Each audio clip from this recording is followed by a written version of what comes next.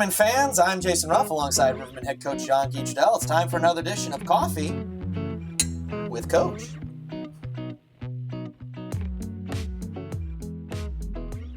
Coach Jean-Guy, the Rivermen starting off 3-1-2 to start off the year after a weekend split against the Quad City Storm. With all the changes that have happened with the Rivermen group this year coming into this season, are you happy with the start of your team?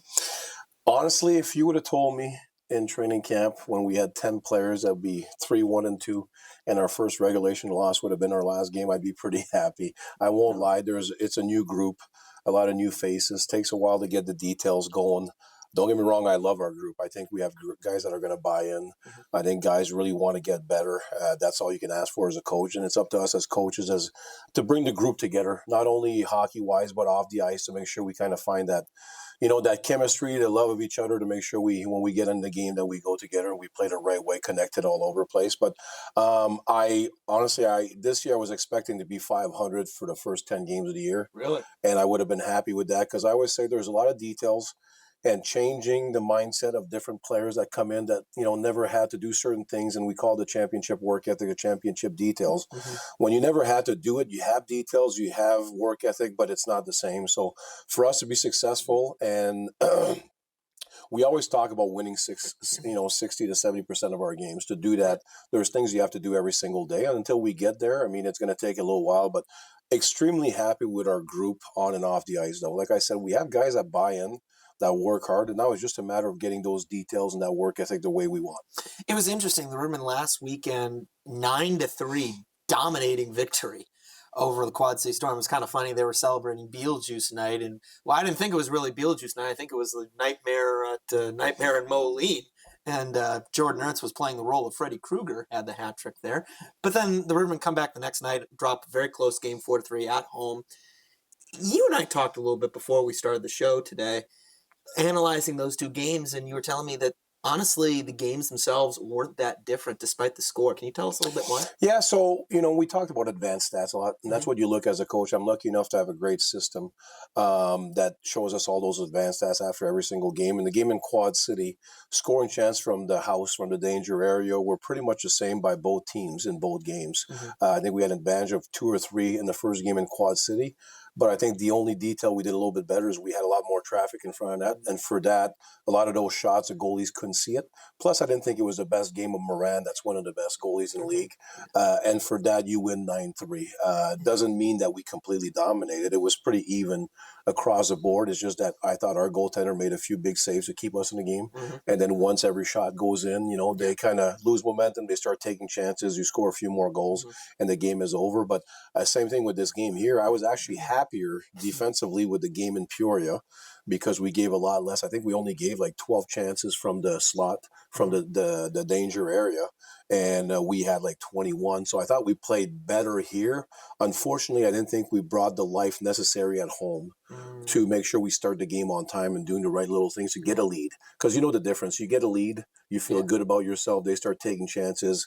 You get a few more goals, and then that game is all of a sudden 4-1 instead of losing 4-3. So it's just little things. A lot of times in hockey, especially at this level or any level, most teams are pretty even.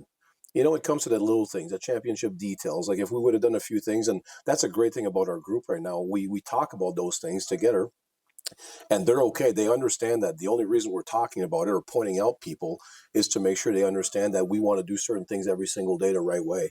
And but yeah, those two games weren't that different. And I know for fans it's hard to understand because we beat them 9-3 the day before, then we lose 4-3. And as a coach, you kind of smile and you see that actually we played better defensively here than we did in Quad City. Yeah, I think one of the big differences of that Saturday game was Quad City net goaltending. How many breakaways did Zach Nazareth have in the third period alone? I think 2. So we had 4 backdoor breakaway scoring chance in the third, and that's why I think Moran to me, he's the top goaltender of the league, just because he's so consistent at making the really, really hard save look easy. Yeah. And that gives so much confidence to a group, and you can see their group, like, they cheat a little bit offensively, even their D zone, knowing that he's going to make that big save, and they can leave on odd man rushes and stuff like that. So it's tough. And like I say, a goalie becomes your best penalty killer. And we talked about the 6-on-5.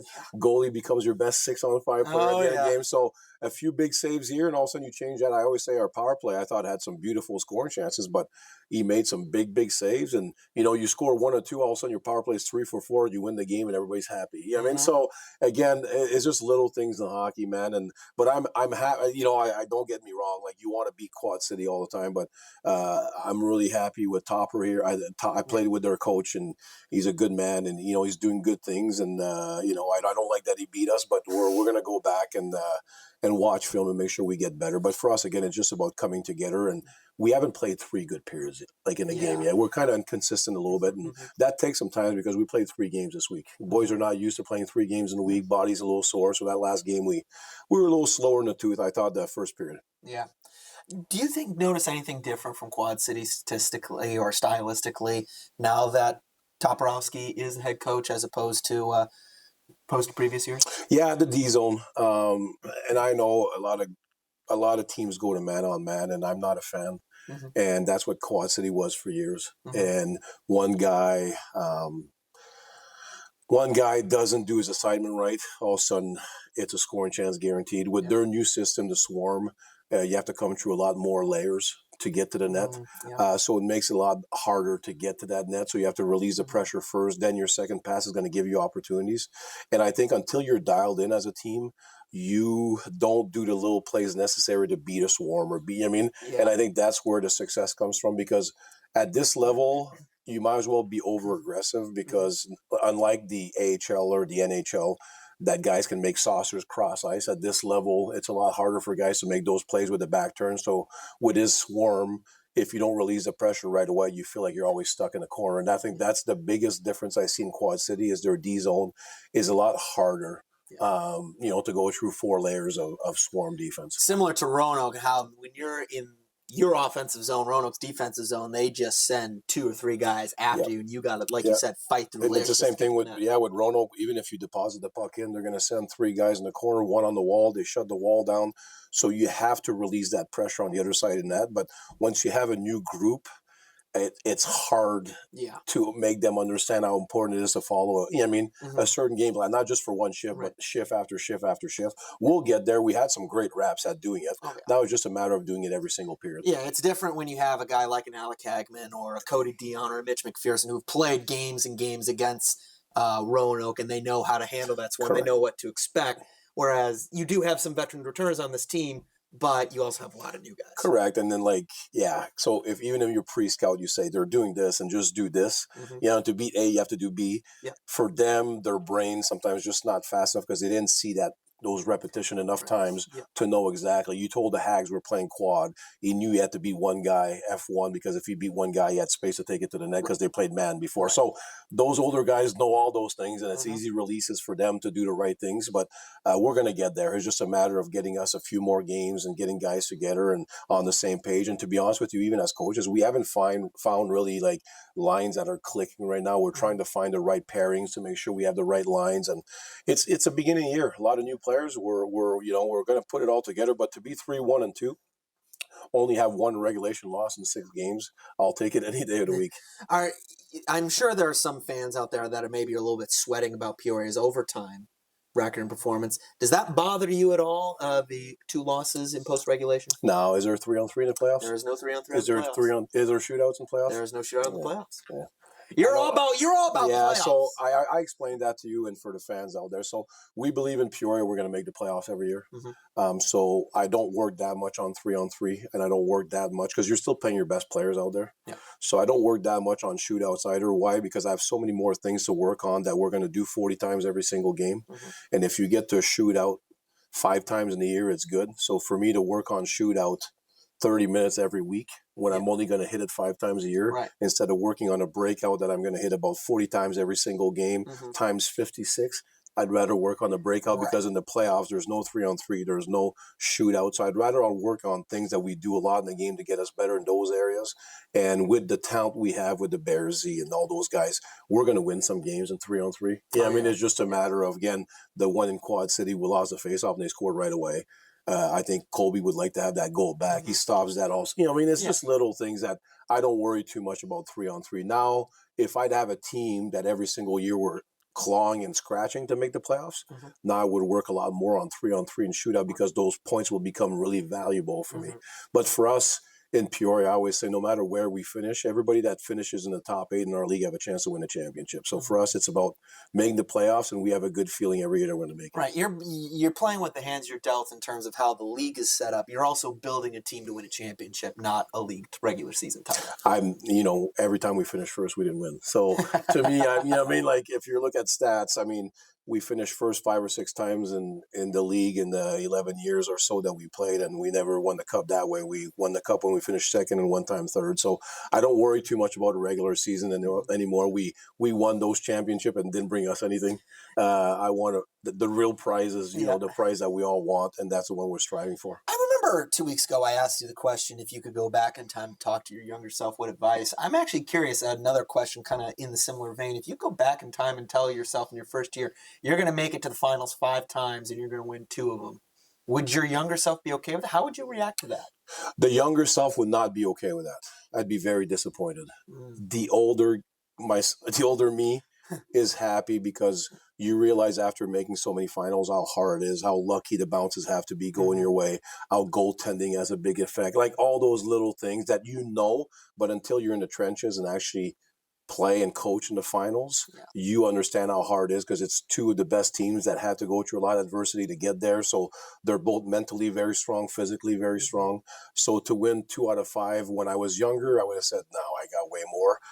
But when you're older, you appreciate the 2, especially the 2 that came in the last 3 years. We'll take it and we'll be happy with it. Yeah. Well, especially consider how narrow the margin of error is, because most of these series are best of 3. Sometimes they're best of 5, but even then, until last year, no team that has lost the first game of a final season in this league has gone on to win a championship. The Rivermen made history last year, and even then that was an incredible feat, I think, especially when considering Game 2 here. Huntsville thought for sure they were going to win it on that second game. Yeah, and it's and like I said, there's different reasons we did different things, and it's hard because, like I told you, top 8 have a chance to win the cup. Why? Because of the way the system is worked the first 2 rounds. Like, even if we finish first, a lot of times we start on the road the first game. Yeah. And like me, how hard it is. You're playing an 8th-place team or a 7th-place team that's been grinding to make the playoffs. Their playoff mentality is already there. And then you go in their home building, which, like, if you go to Roanoke or you go to, like, it's hard to play in those buildings.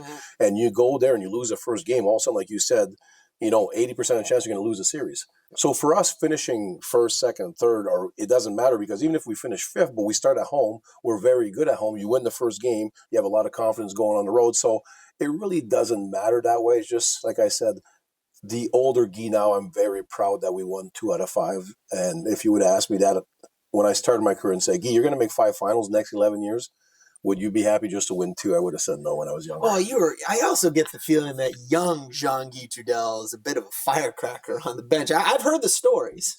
Yes.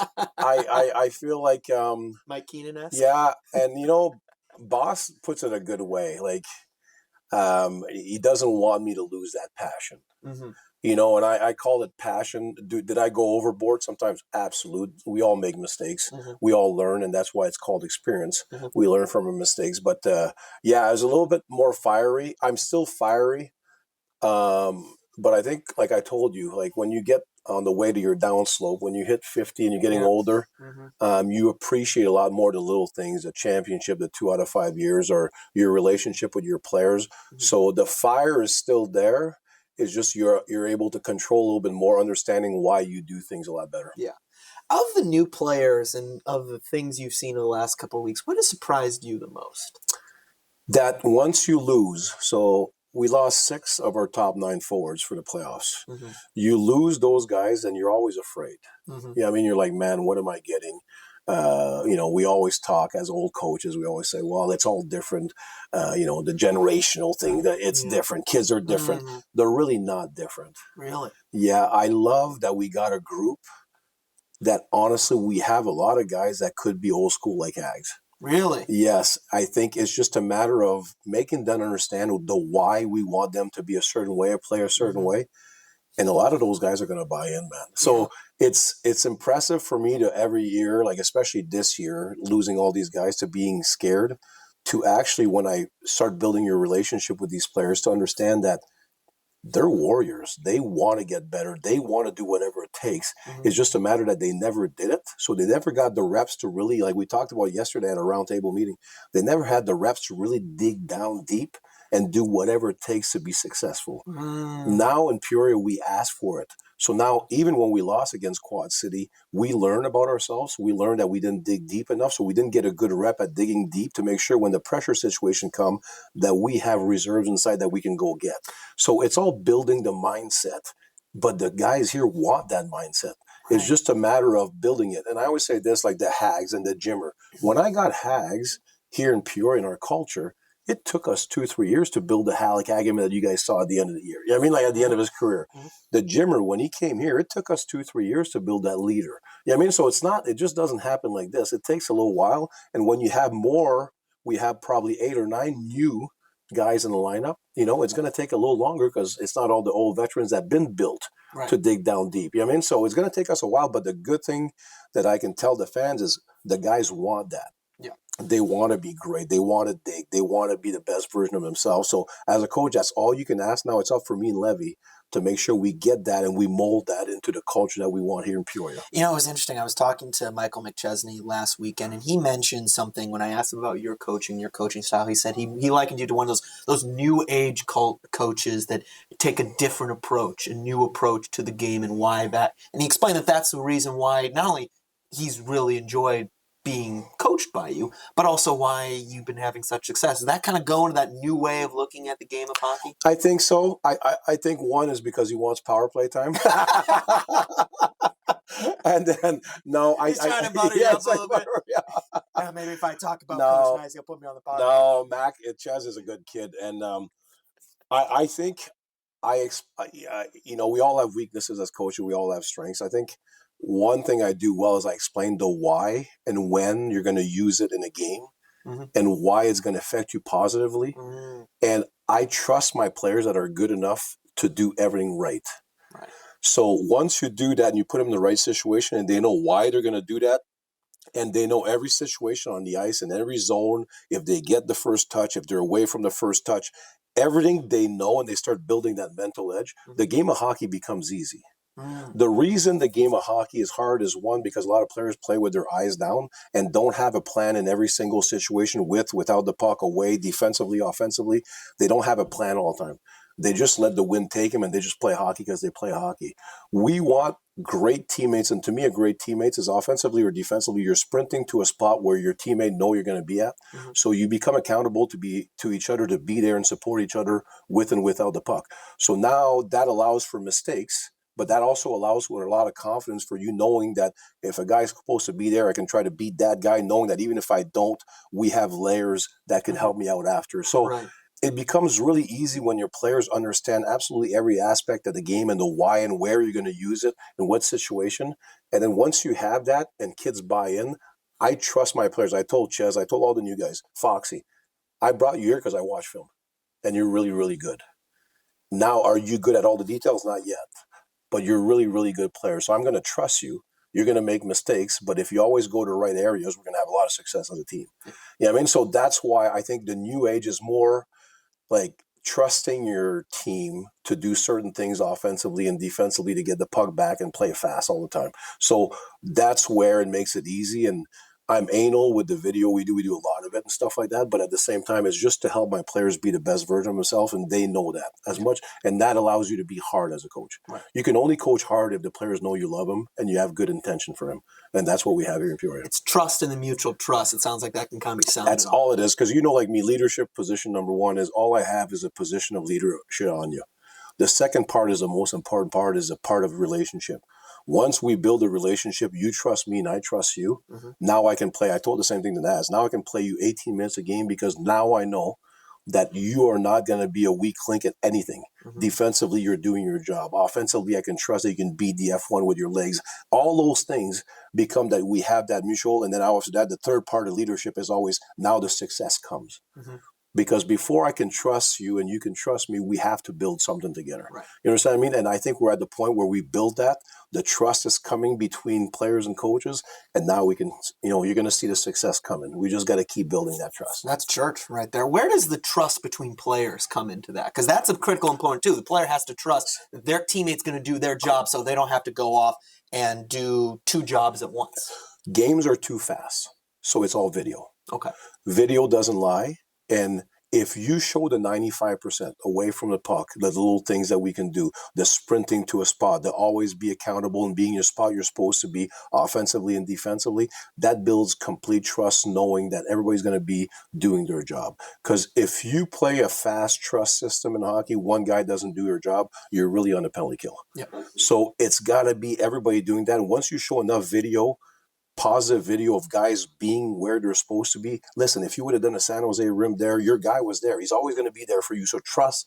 And now they see it and they build that trust knowing that I don't always have to look. I know there's guys going to be there. Right. So now you can play the game a lot faster. And that's how it comes. Because to me in a game, you can give feedback, but while the game is going on, they're too much in a bubble to see everything because there's too many opponents, there's too many things. Mm-hmm. But once the video comes and they see and you can slow it down and break it down, it makes a world of difference, especially at the beginning of the year when you show a lot of video. And a lot of the video you show is trusting each other in a negative way or a positive way. So we show every shot of the opponent every game and we break it down to why it happened.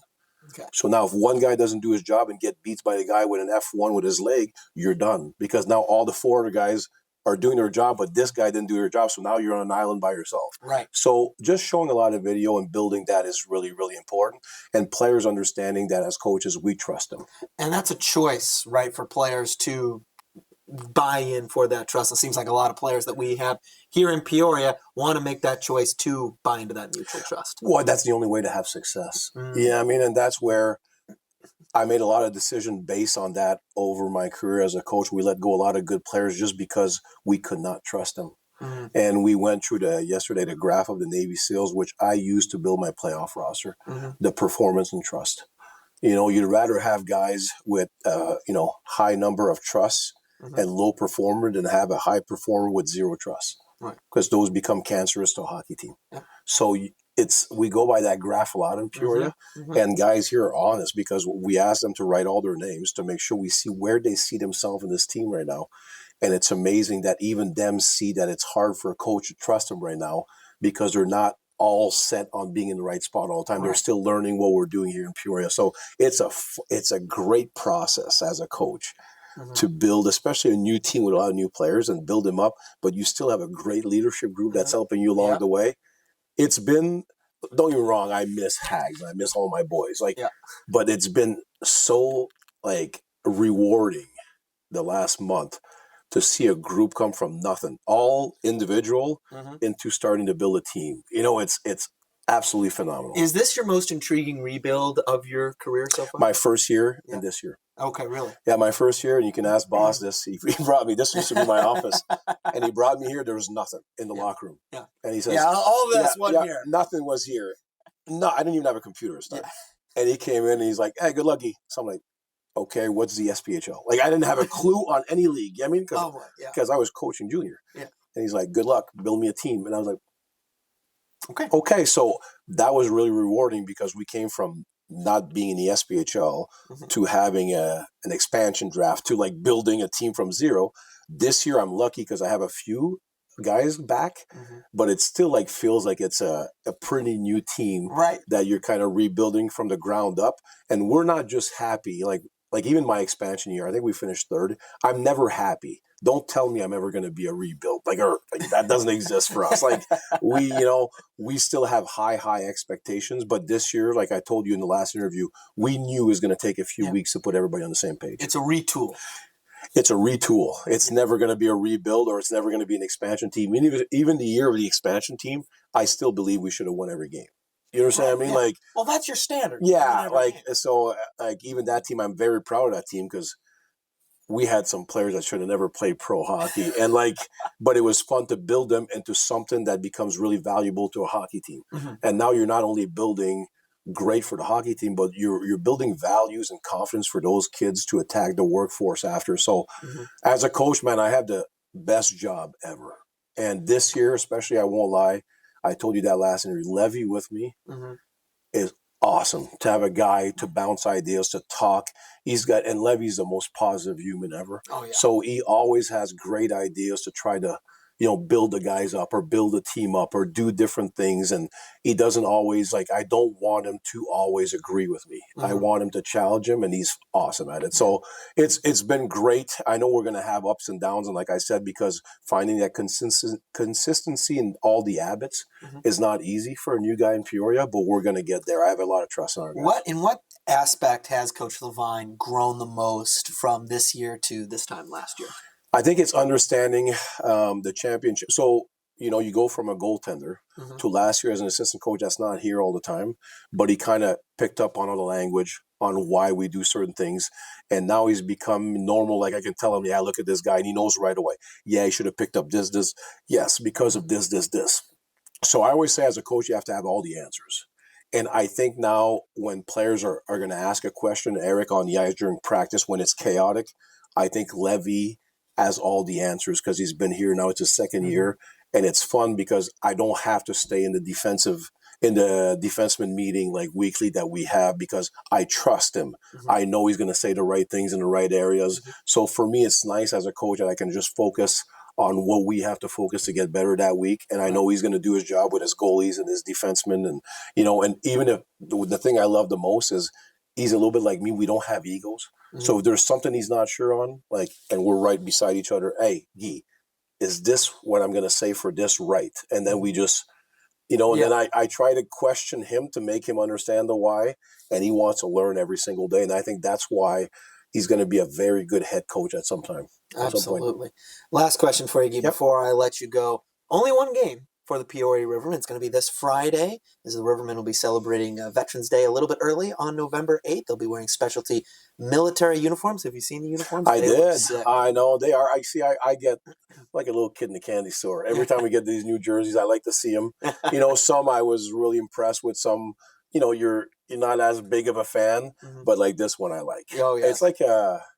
It's like an old school black, it's nice black and white kind of. It's cool. Yeah. It's really cool looking. And of course, paying homage to the local airlift wing, absolutely, the Peoria Air National Guard. Yep. Those will be auctioned off at the conclusion of the game. For tickets, call 309-676-1040. Guy, only one game. How does that entitle you or encourage you to really get and squeeze as much as you can out of this team, knowing they're going to have a few days off? They only got one game on the docket. Yeah, I think, again, it's a mentality that we have to start. We have a plan for every single game, home, away, understanding what we have to do. And, I think we started, and Mitch McPherson was our biggest fan of it. We always talk gritty to pretty.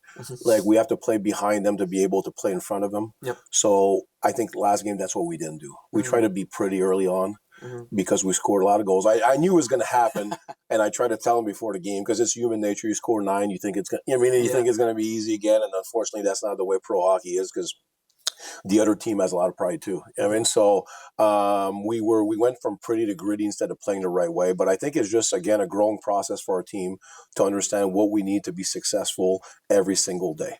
Because if we just do it with one period, we're not going to win a lot of hockey games. But if we become successful at doing our identity every single day, and we talked about it, your identity is your actions. Your culture is your actions. If we start doing the same action game after game after game, we're going to have a lot of success because we know it's like poker. If your odds are in your favor if you do the right things all the time. Right. You understand what I mean? Yeah. You're not always going to win, but the odds are there. And if you have higher odds, the chance of winning 60, 70% of your games are going to happen. More often you're going to win more than you're going to lose. Absolutely. So that's how I see hockey. And that's what we want to try to build for 3 periods, doing the right things every single time. Well, it should be an exciting matchup against the Evansville Thunderbolts this Friday, November 8th at 7:15 p.m. Again, 309-676-1040 for tickets. Guy, pleasure as always. Wow. Great day. Great day. Thanks, buddy. For Jean-Guy Trudel, I'm Jason Ruff. This has been Coffee with Coach.